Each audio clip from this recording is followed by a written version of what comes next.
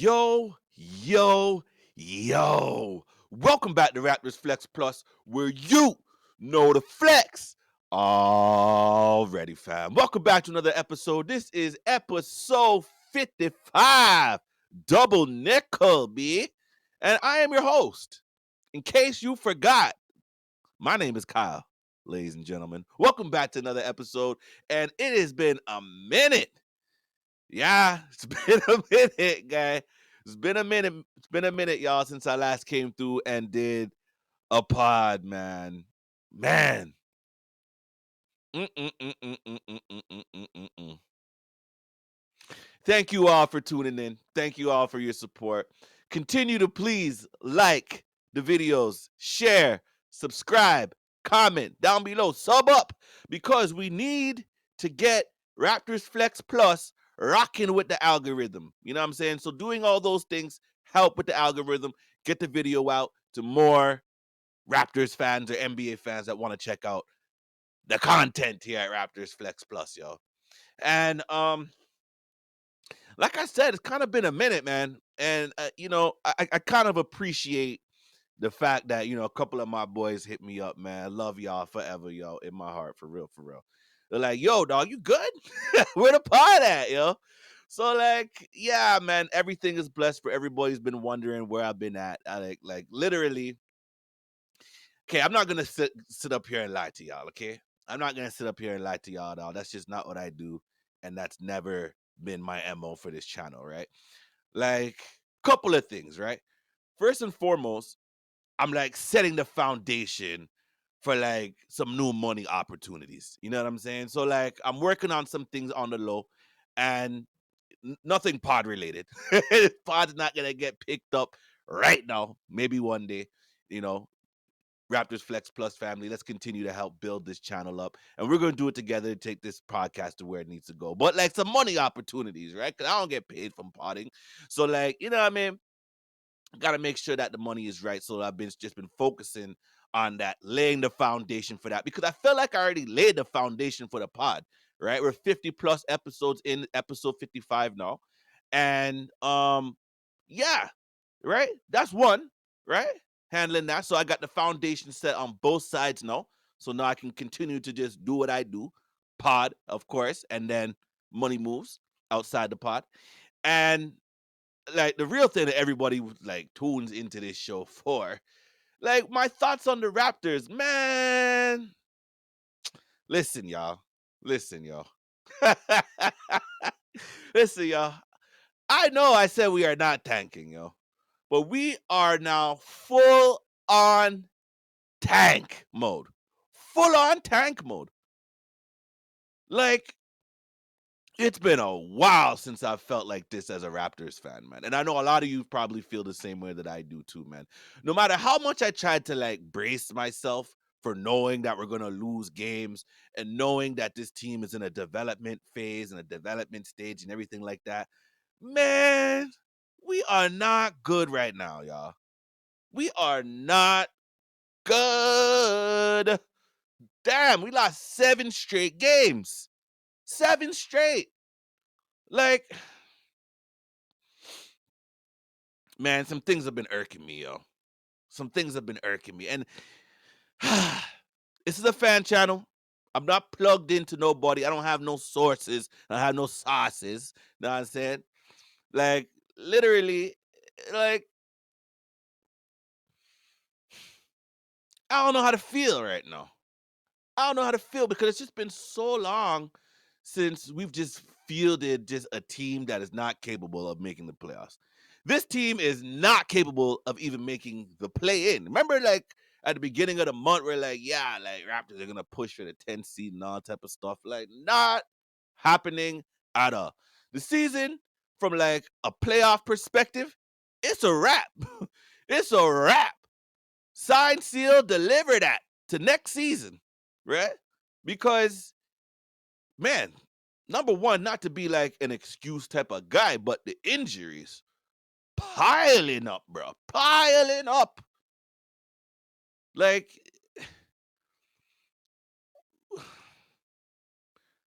no Scotty Barnes, we've talked about it at length. Got the surgery. good to go. Jakob Pertl also got the injury. At first, I wasn't sure whether this was a injury for him that would require surgery, but it looks like he also got the surgery as well, right? And this happened on like back-to-back nights. These two guys got injured or whatever, and now you're down two of those players. Emmanuel quickly been in and out the lineup. You know what I'm saying? He's been dealing with injuries so far, so on and so forth. Although he's been like one of the bright spots for this team, him and RJ Barrett, with just the way that they've been kind of holding things together, even though that we're losing games. Like again, it's all about development. So you like what you're seeing from Emmanuel quickly.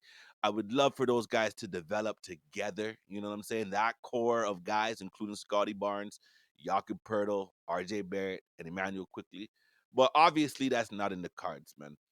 But at least quickly is out there when he can be out there. So you respect that part of it, right? RJ Barrett also been in and out of the lineup. And, I probably should have started this pod with just a little bit of love for RJ Barrett and the Barrett family, because that's like a Canadian royalty family if you think about it. You know what I'm saying? Like from a basketball royalty type thing. Like Rowan Senior, again, I've talked about it before, but he played on the Canadian national team. I remember him playing along with Steve Nash and stuff, and Richard Hamilton. So not Richard Hamilton, Sherman Hamilton, in the early Canadian national days when I was a kid, man, just watching these guys play. And he's gone on to do things within Canada basketball. I think he's like the president and general manager, similar to like what a Masai Ujiri is on the Toronto Raptors side. And then, of course, he helped develop his son and nurture and hone his talents to become a star player at Duke. When I talk about his son, RJ Barrett, star player at Duke. And, that translated into a number 3 overall pick in the draft to the New York Knicks.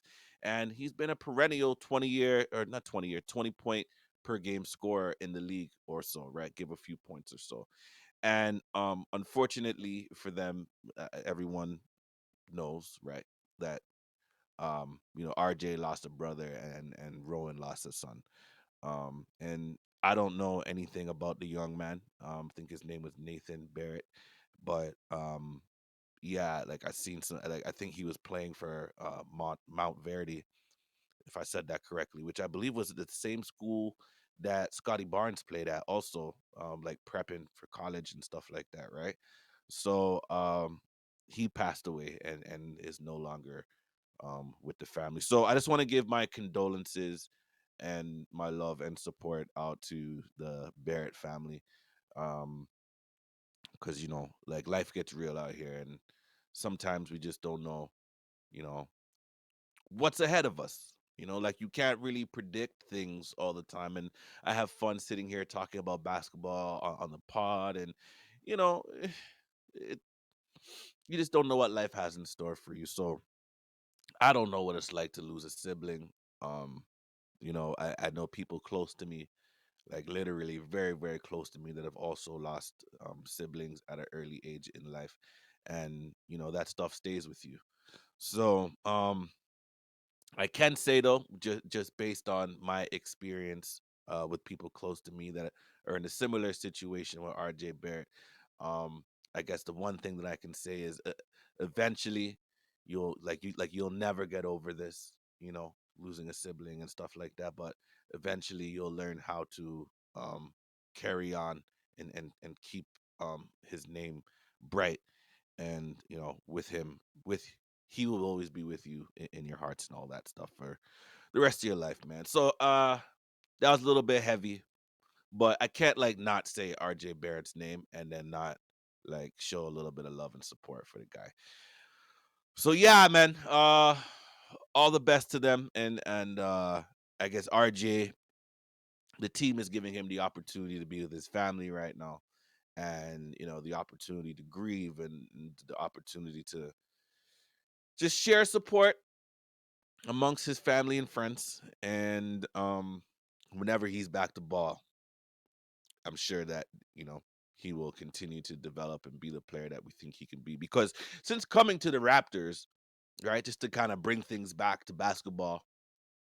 Since coming to the Raptors, RJ Barrett, a lot of people, at the time were thinking that, maybe this is a player that might be overpaid or, based on what we saw with him from the Knicks. But obviously, like his game is just unlocked. Like another part of his game has just been unlocked since coming to the Raptors, man. And literally on most nights, on most nights, if he's not our top scorer, he's like our number 2 scorer, yo. So like it would be nice to have all those guys playing together, but that's just not in the cards right now. And the Raptors have lost 7 straight games, dog. 7 straight games. Like I just listen, man.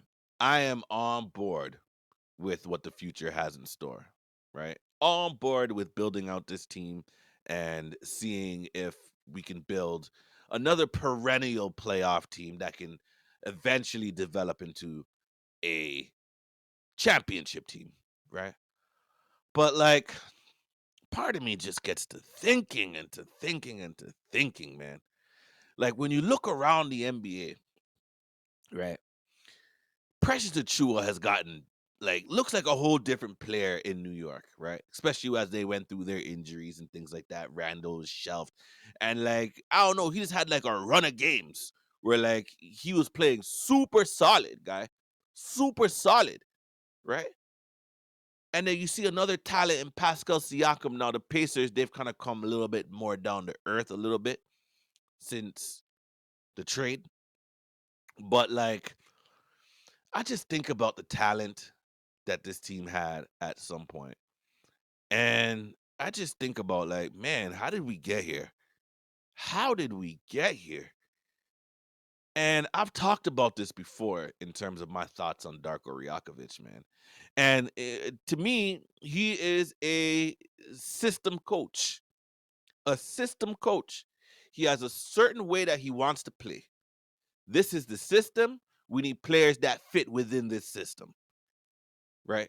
And that's fine, right? The Raptors general manager, Bobby Webster, and President Masai Ujiri, and the rest of the team in the front office, they're going to have to figure out how to build the Raptors in Darko's vision, right? Because that's what they signed up for. They signed up for the vision of playing selfless basketball, right? Because Masai was talking about it all in the offseason. It seems like forever ago when they're saying, yo, we don't want no selfish players, this, that, and whatever. But like, regardless, that's long gone, that's history. But this is what you signed up for.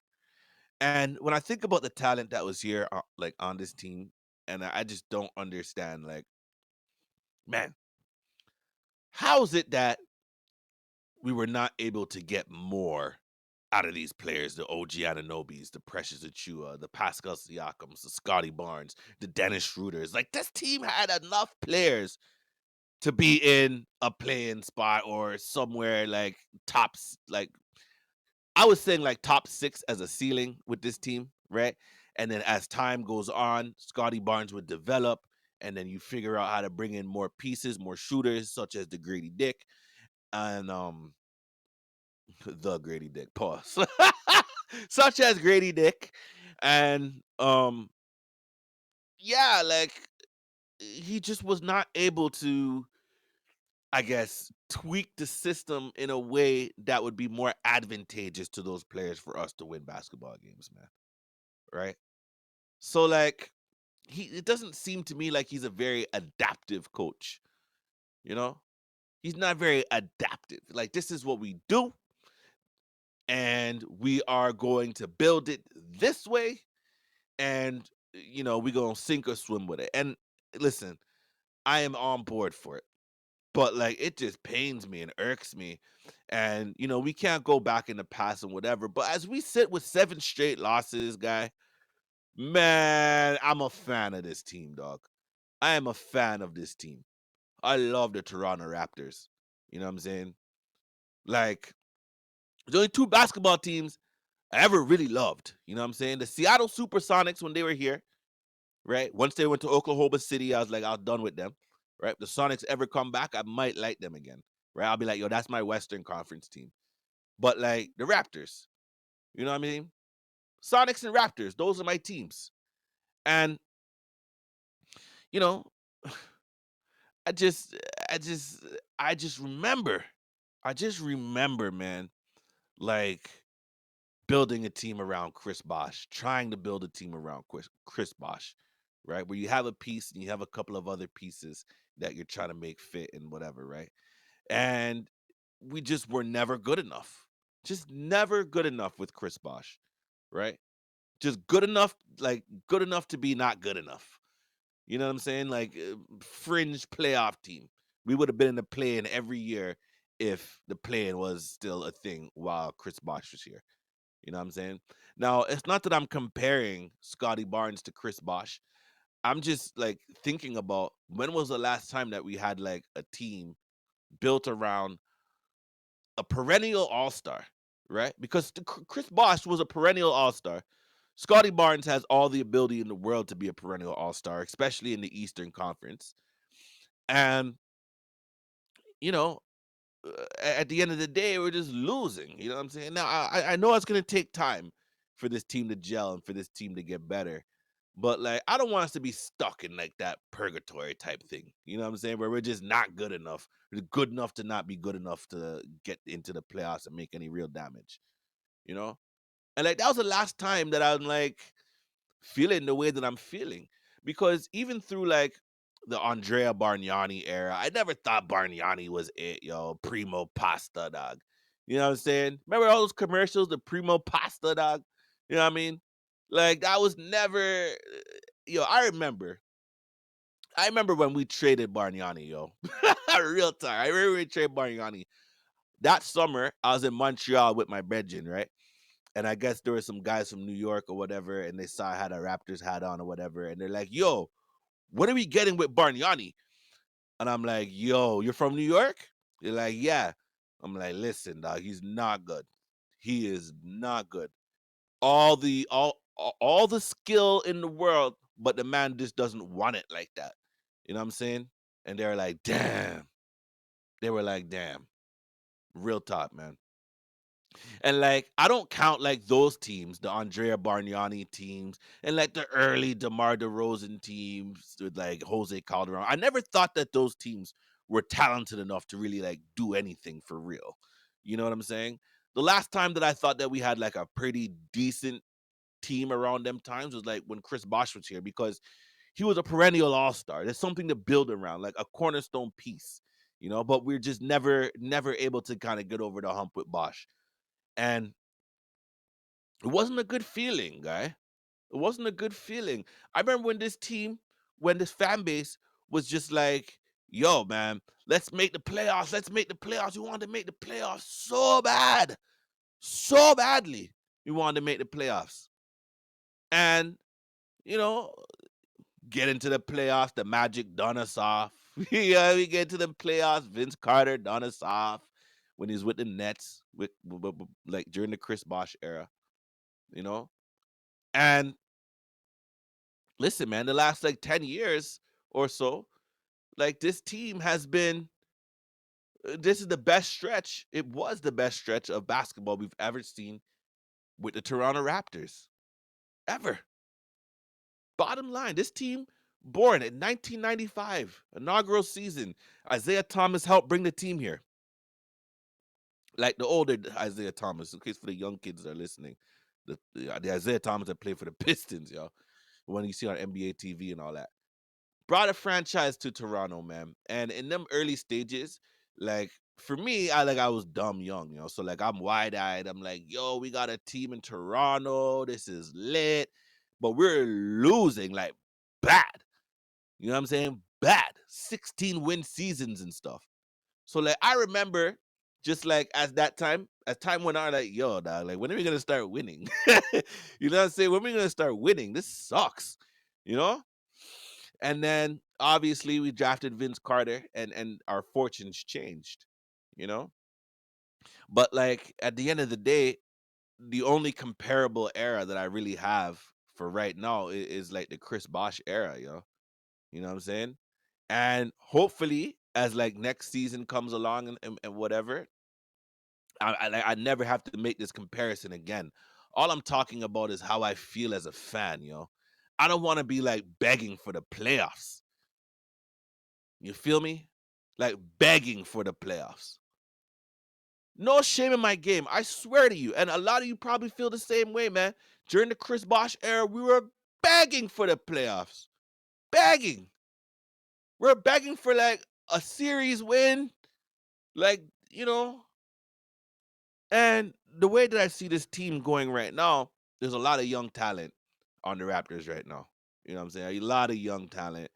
And obviously, this is a different regime in power, right? Masai Ujiri and Bobby Webster and the rest of the squad in the front office, they were able to deliver a championship, and they were able to deliver, what was it, 10 winning seasons with the Raptors. You know what I'm saying? Like, not even a team that was like squeaking into the playoffs, fifth seed, sixth seed, seventh seed. The Raptors are like perennial top four in the East. You know what I'm saying? During them times, top four,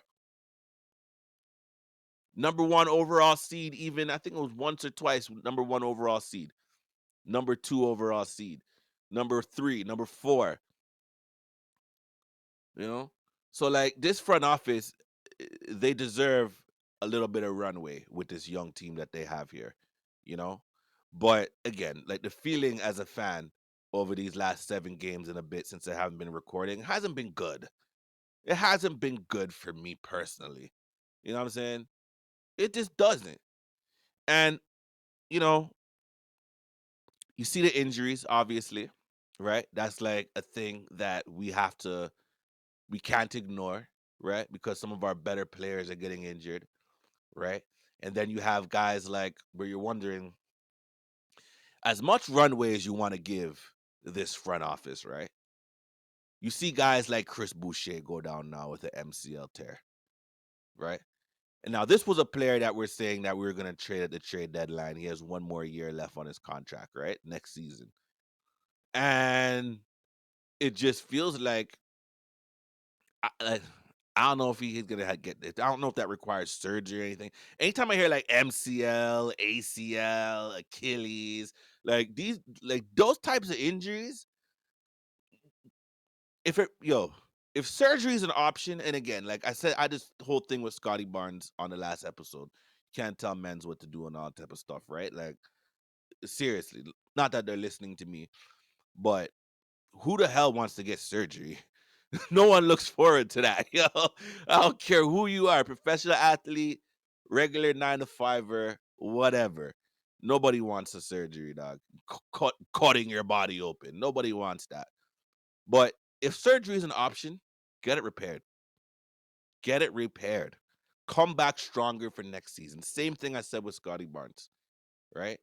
But the thing that makes you think is any like ability to make a trade at the draft or ability to make a trade in the off season, right? During free agency period, those types of things.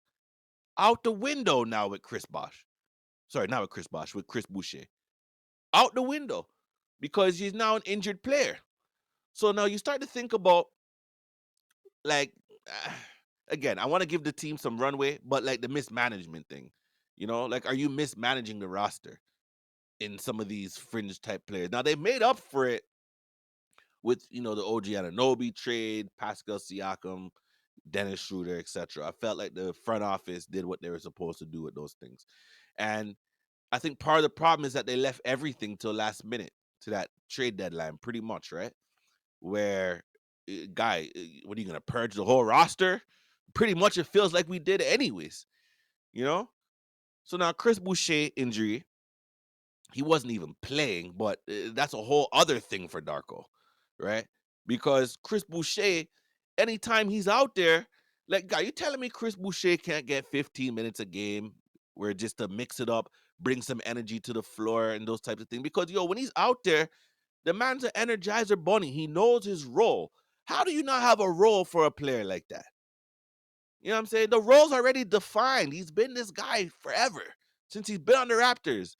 His role has never changed. At one point, we thought, okay, maybe this might be a guy that he might be able to take a next step and be like a real sixth man, seventh man rotational piece that you can depend on to score points and stuff.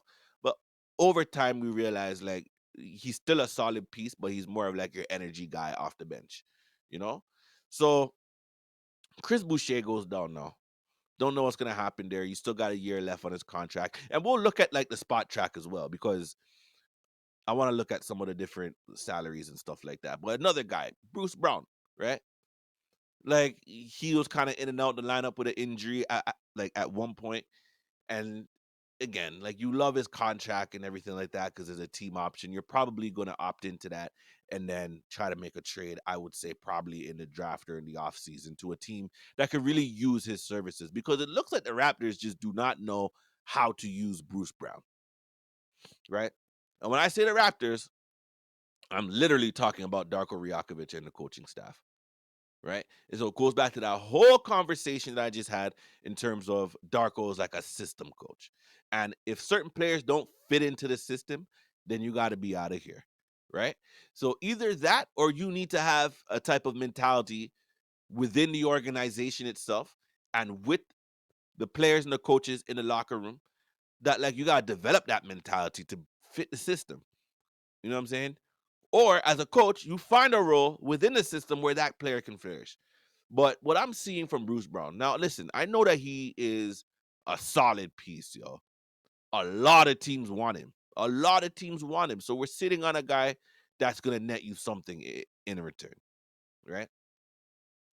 But man, like Bruce Brown doesn't really look like anything. Like respectfully, he doesn't really look like a special player or anything with the Raptors right now. You know, doesn't look that special to me. So like I know that he's capable of more. I just feel like Darko's not putting him in the right position and possibly that could sour his trade value, you know? But I do have um confidence in the front office that they'll find out a way to make something good of it, you know? But anyways, that's like all the negative things, man. Like Grady Dick, shout out to Grady Dick, man. Yo, I love what I'm seeing with his game. Shout out to him, man.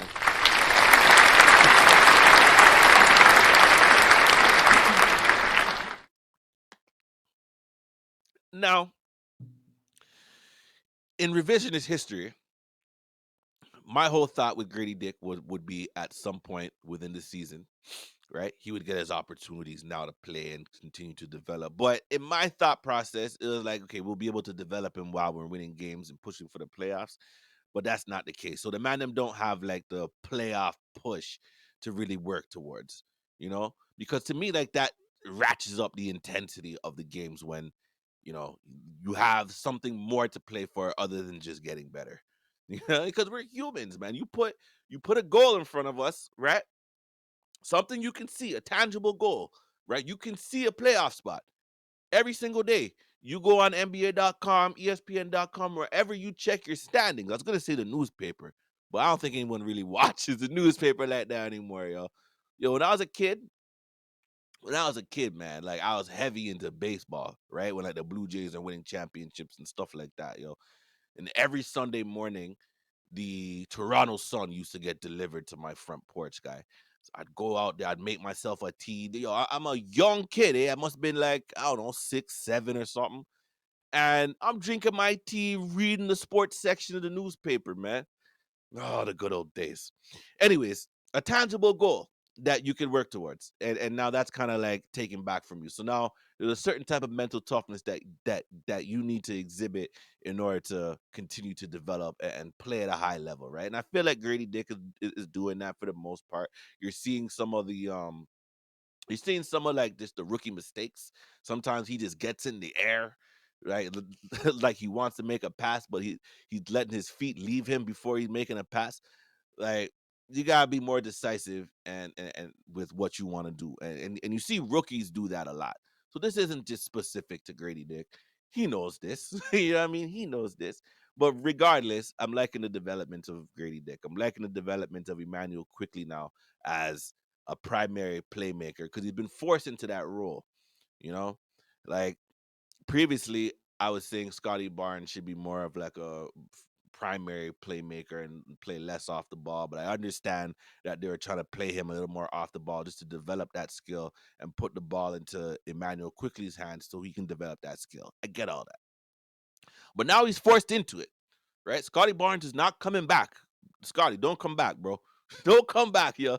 Seriously.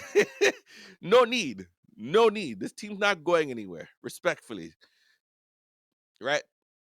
But nevertheless, like IQ is just dropping assists left, right, and center, man. Left, right, and center. He's looking like a double threat every night that he takes the floor recently.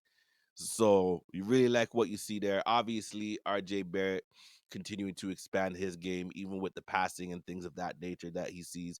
And you see him even go to his right just a tad more, which isn't that much. Like next year, I want to see him like use his right a little bit more. If the Raptors are able to get that out of him, where he becomes an ambidextrous player, where you can finish left and right, and like mans just can't guard you to the left, even though they can't stop him to the left. You know he's going left, but you're not really stopping him, man. And then you know you see the development of a player like that, and then you have the Ochai Abajis of the world, where with the extended playing time that he's getting now, he's even looking like a player that you know will be around here next year. Same with Jordan Noir. Like I've been saying this for a while now. Like I didn't know why he wasn't getting playing time, but with all the injuries now, he's a guy that yo, he's a guy that I think you can bring off the bench and score some points, yo. And I like his size too. Pause. You know what I'm saying? For like a wing player. So yeah, man. I'm not really gonna trouble myself with guys like Ramsey and DJ Carton. Like guy, yo, I was just like the other day. This is how I know that guy was cheese. Like as a Raptors fan, I'm down and out. Yo, I'm in the dumps, guy. Yo, I swear to God. So like I mentioned to y'all earlier, like I'm trying not to like listen to the games no more. I just watch the games, make my own assumptions, read it myself, and so I can come back and talk about it.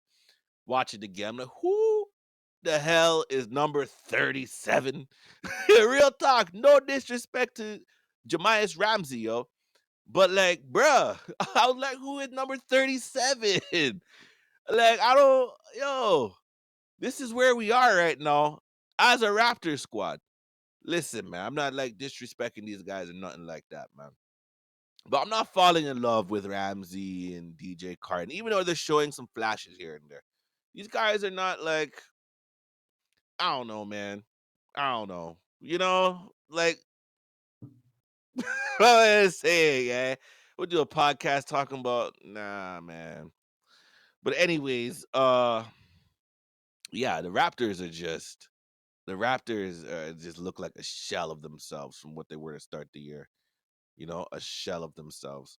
And, when you are a shell of yourself, that also creates opportunity for, some of the players that weren't getting that shot earlier to show what you got, you know? But like 7 straight losses, man. Not enjoying that. Not enjoying that, man. Right. And then I gotta listen to my dad. Guy calls me. He's like, yo, the Raptors suck. I'm like, yeah, what's up, Dad? Yo, man, I love my pops, man. But he calls a spade, dog.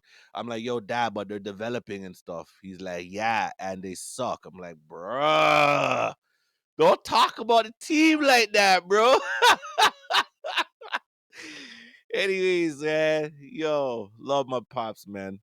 But yeah, I don't know. This team's not doing it right now, man. So like where we are right now is looking at like the draft lottery, like for real, for real. I don't know if any of y'all saw this site, man. This is called Tankathon. All right. And I was just looking at this morning because I'm like, let me move my logo. Boom. But like basically the Raptors have an 8.3% chance of securing the number one overall seed. To get into a top four, they have basically a 35% chance. But really what we're looking at here is like the Grizzlies and Raptors, man. Both these teams are just not who they were at the beginning of the year, especially with Memphis kind of going into the hole earlier because John Morant wasn't there finishing out his suspension and things of that nature. But they were never able to recover. From the Raptors standpoint, we started off the season with like just feeling like this team needed a new life in a sense. That's why we went and got a new head coach and we got rid of Nick Nurse. And I think a lot of us were still very optimistic at the beginning of the season that this would be a playoff team.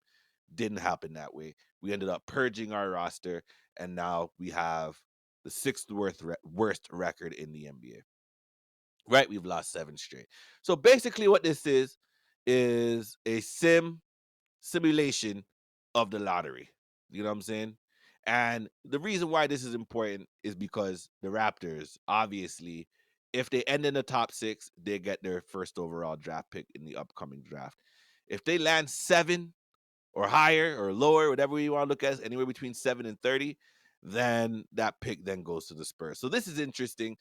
I'm not sure what the algorithm is on tankathon.com, but basically you can simulate and see where the Raptors are. So I thought it'd just be fun to do like a quick sim. We'll do like 10 sims and see how many times the Raptors end up in the top 6. All right, first sim. Look at that. Number 8, Regin. Okay, so we're 0 for 1. 0 for 2. Top 3 would be beautiful. 1 for 2. Or we're 1 and 2. 1 and 3. Number 7 again. 1 and 4. Number 8. Number 1 overall pick, baby.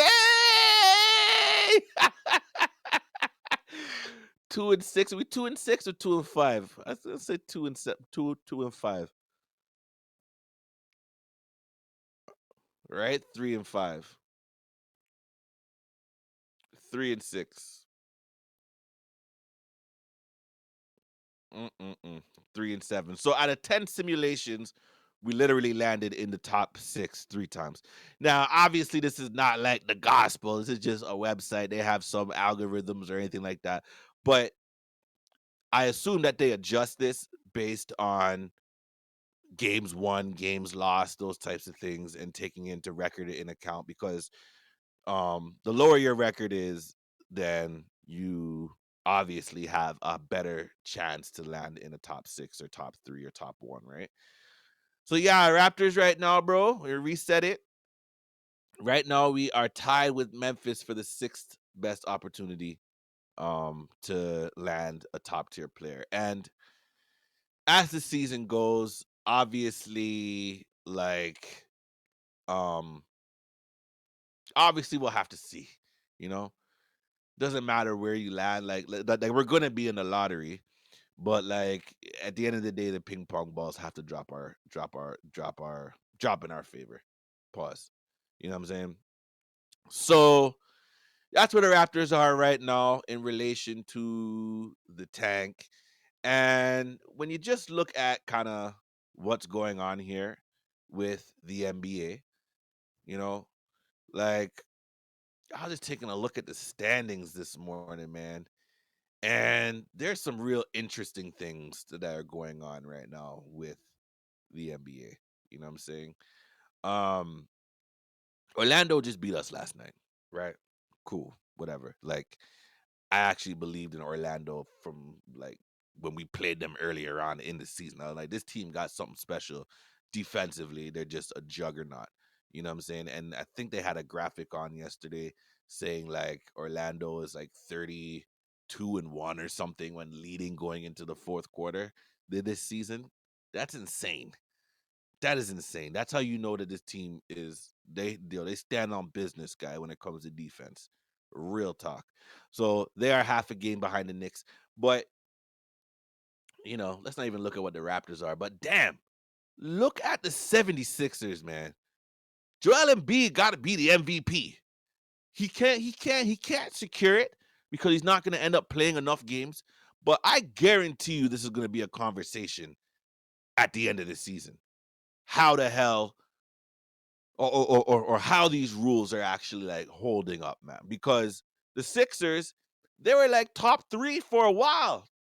Top 3, top 2 in the East. And then Joel Embiid goes down with the injury, and now they're all the way down to 8th in the play-in.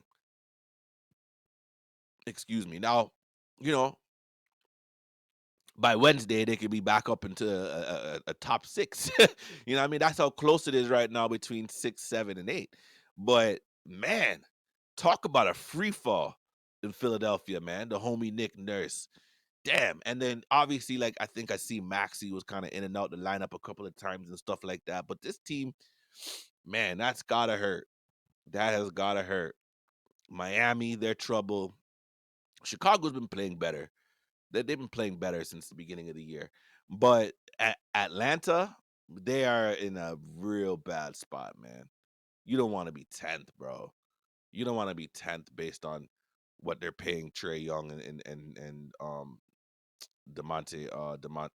DeJounte Murray and stuff, you know? But here's where I thought it was interesting. And man, I'll talk about the West. Actually, no, let's talk about the West first, and then I'm gonna show you what I want to show you. So Nuggets lost. In fact, damn, the Nuggets lost last night yesterday to whatchamacallit, to Dallas.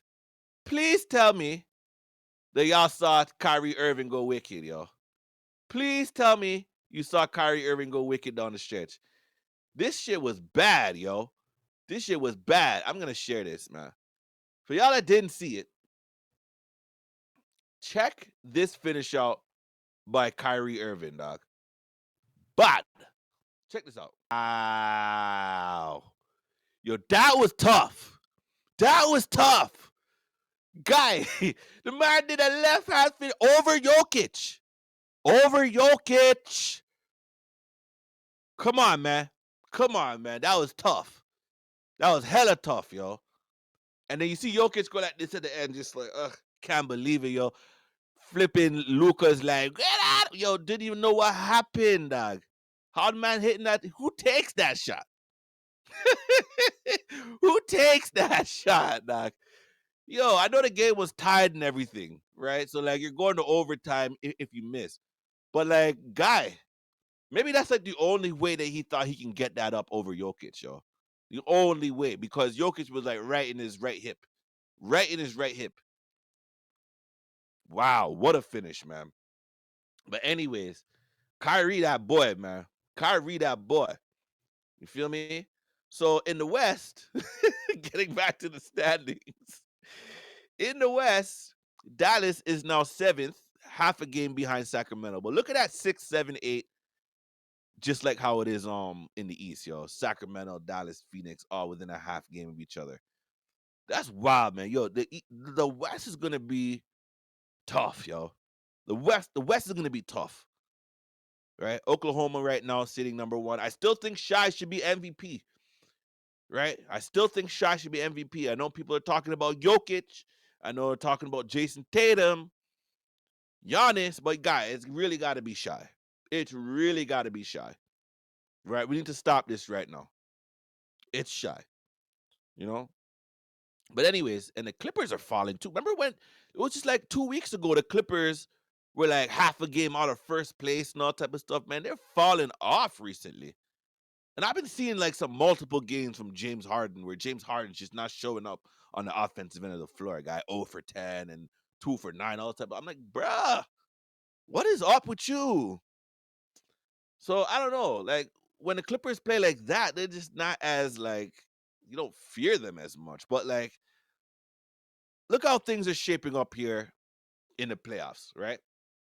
Let's say the playoffs were to end today, right? We don't know who the Thunder would play because obviously you have to make it through the play-in, right? But you have the Warriors-Lakers in the 9-10 matchup where it just feels like the Lakers have their number. I got to check and see like what they are on the season, but I feel like the Lakers have beat them at least 2 or 3 times this season already, right? So you have that as a 9-10.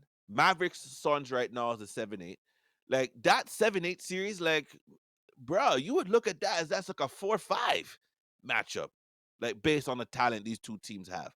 And my pick to go to the finals was Phoenix and Milwaukee, like a repeat of what it was a couple years ago when Giannis put his 50-piece down, went to Chick-fil-A and asked for 50 McNuggets. You guys were McNuggets at Chick-fil-A. Anyways, right? I digress.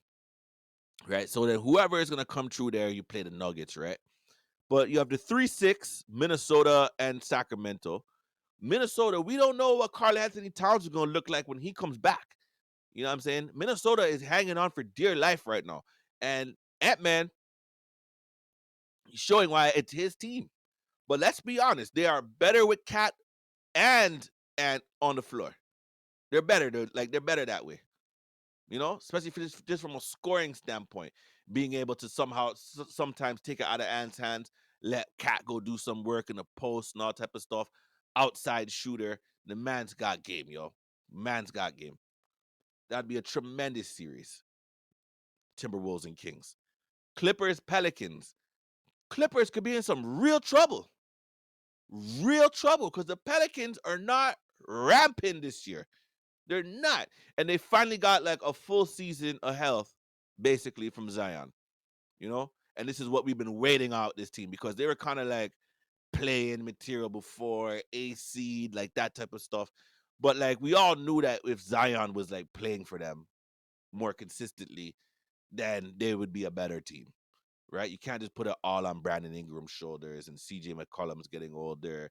But these guys, yo, man, I could see them coming out of that first round and going and playing whoever the number one seed is in the West, you know? But like just a tremendous playoff series bracket that that we got going on here in the West. Same thing with the East. The Celtics right now, they're looking kind of unstoppable in the East, man. Unstoppable in the East.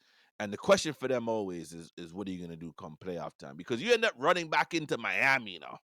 You know what I'm saying? Let's say Miami comes through and gets an ace seed.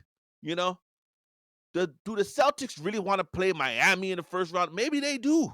Maybe they have like that nasty taste in their mouth from last year. You know, like I don't think anyone expected the Heat to be in the NBA Finals last year. I sure didn't. If you did, I think you're lying, bro. If anybody did, I think you're lying. Yeah, they came out of playing, guy. No one expected that, guy.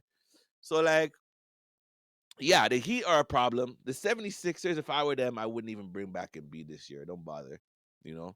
So, like, you're not really too worried about them without Joel Embiid. So, whoever's playing them, whether it's the Bucks or the Celtics, you feel like the higher seed's going to move on. But Miami's a real trouble team, guy. Real trouble team. And if the Bulls are somehow able to squeak their ways in, like, they're going to play the number one seed Celtics and boom, voila, done. But where the real intrigue comes now is the 4-5 matchup and the 3-6 matchup. Knicks Magic, that is you might see some games where it's like 99-90. You know what I mean? Some old school Eastern Conference basketball, and I will tune in for that. That's gonna be a puncher's like a slugfest. You know what I'm saying? A slugfest series if somehow this keeps up like that, right? And the Knicks, man, if Julius Randle comes back and he's good,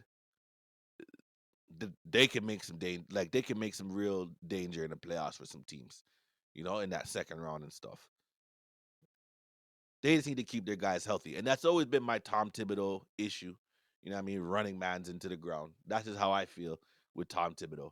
You know what I mean? He like I know it's a regular season and maybe I sound soft because back in the 90s, 80s, 70s, shit like that, these guys are just playing. You know what I'm saying? They weren't worried about how much rest you're getting and all those types of things, you know?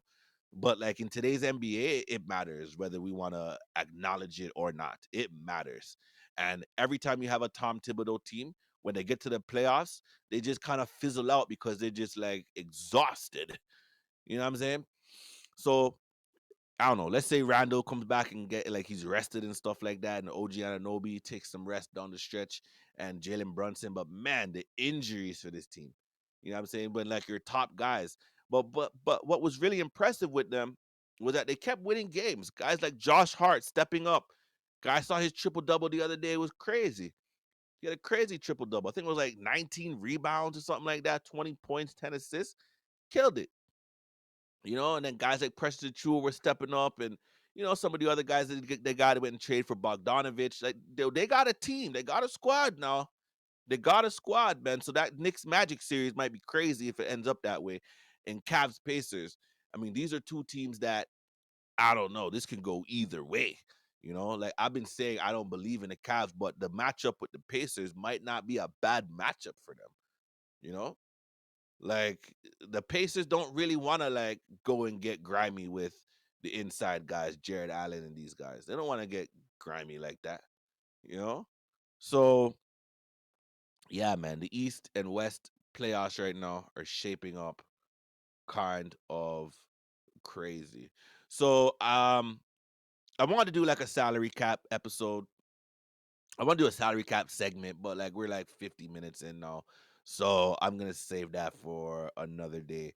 But I also want to do a bracket because NCAA March Madness is upon us. And I think I'm gonna just do a video with a bracket. So I'm gonna sign up on the ESPN app and yeah, I'm gonna do a bracket, yo. I'm gonna do it live. Well, not live, but I'm gonna record it. I'll do a record, yo, and do it that way, man. But regardless, man, at the end of the day, I'm hurt by these Toronto Raptors, man. I just haven't suffered so much loss in a long time from a basketball standpoint, guy. Mans are just dropping like flies injury wise. Mans are just dropping games left and right. And it's been I don't know, like you're like you try to keep a positive attitude and optimism towards what this team can be in the future, and I think that's the right approach. But guy, I was kind of cheese, man. I don't like all losing, guys. It's been a long time since I felt this way as a fan, dog. Long time, man. So get a boy a blind. I'm gonna be coming back more consistent, back to like some of the same schedule that I was on before. Um, but I don't know what the hell did you want me to say during the losses, dog. Yeah, man, if we could just get the next one and get back on, winning winning ways, maybe we can get the 10th seed. Guy, it's a wrap for the season, yo. Tankathon is on and live and well, dog. Live and well. So yeah, dog, I think that is about it for today. So if you made it to the end of this video,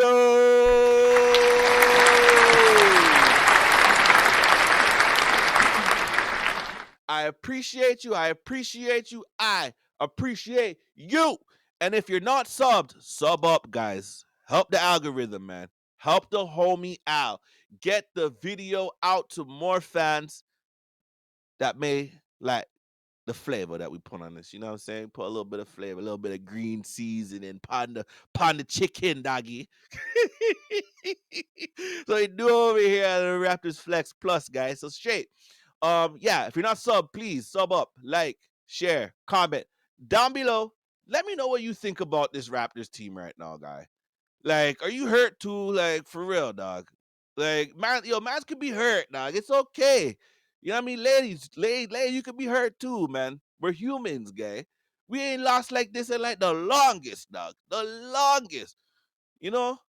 That's why I was always saying, like, yo, be careful what you wish for with the rebuild and all that.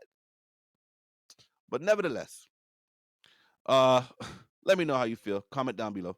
And yeah, dog. I think that's about it. You know what I'm saying?